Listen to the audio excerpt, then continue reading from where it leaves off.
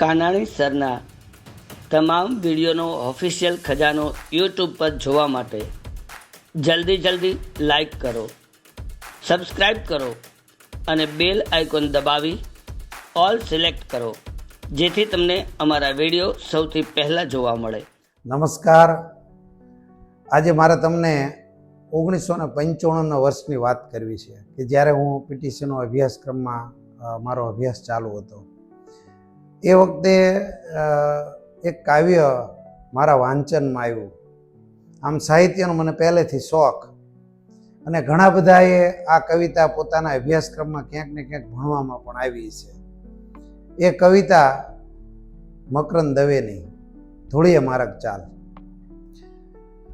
આ કાવ્યથી પંક્તિઓ ઘણી બધી છે, લાંબી, પણ એમાંથી થોડીક પંક્તિઓ વિશેની મારે તમને આજ વાત કરવી છે. મકરંદ દવેનો સરસ મજાનો આશ્રમ નંદીગ્રામ ડાંગ જિલ્લાની અંદર ડાંગના જંગલમાં આવેલો છે. 1995ની સાલમાં એ વખતે મેં એમની સાથે પત્ર વ્યવહાર કરેલો અને એમને મને જવાબ પણ લખીને મોકલેલા.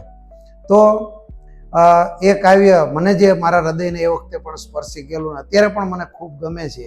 એ કાવ્ય એટલે ધૂળીએ મારગ ચાલ. કોણે કીધું ગરીબ છીએ, કોણે કીધું રાખ, કાં ભૂલી જા મન રે ભોળા આપણા જુદા આંખ.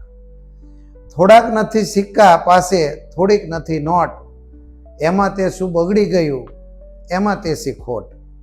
ઉપરવાળી બેંક બેઠી છે, આપણે માલમ માલ, આજનું ખાણું આજ આપે ને કાલની વાતો કાલ. ભગવાન ઉપરના દ્રઢ શ્રદ્ધા અને વિશ્વાસની અહીંયા વાત કરી છે.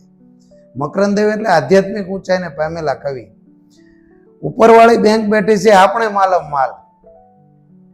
ઉપરવાળી બેંક બેઠી છે, આપણે માલમ માલ, આજનું ખાણું આજ આપે ને કાલની વાતો કાલ.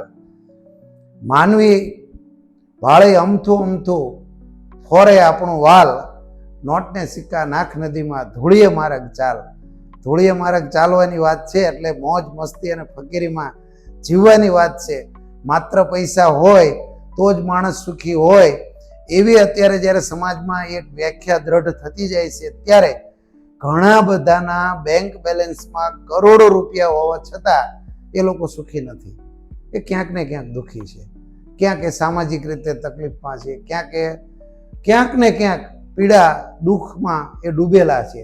ત્યારે આ મકરંદ દવેની આ કવિતા છે એ દરેકને નવું જીવન જીવવા માટેની એક પ્રેરણા પૂરી પાડે છે. નોટને સિક્કા નાખ નદીમાં ધૂળીએ મારગ ચાલ. માત્ર પૈસા નહીં, પણ માનસિક સ્વાસ્થ્ય પણ સારું હોય એના માટે સારા વિચારો જોઈએ, અને સારા વિચારો માટે સારું સાંભળવું જોઈએ, સારું વાંચવું જોઈએ, સારું જોવું જોઈએ. સારું ઇન્સ્ટોલ મગજમાં કરવામાં આવે તો સારા વિચારો આપણા મગજમાં ઉત્પન્ન થાય. આભાર. ફરી મળીશું.